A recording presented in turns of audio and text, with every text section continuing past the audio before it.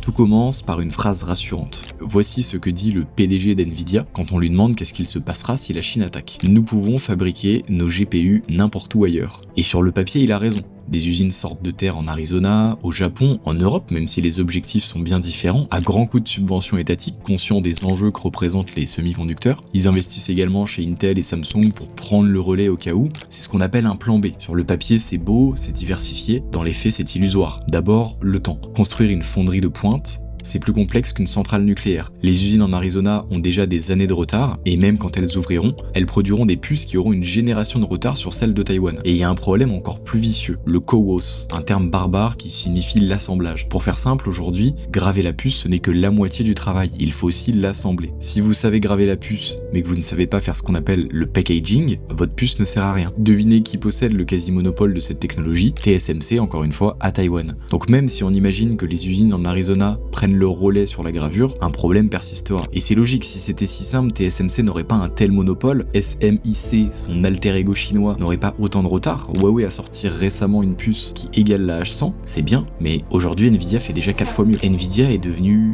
trop gros, trop complexe. Ils sont piégés par leur propre excellence, ils ont besoin d'une perfection technique que seul un endroit sur Terre peut leur fournir actuellement. Donc non, le plan B n'est pas viable, du moins pas maintenant.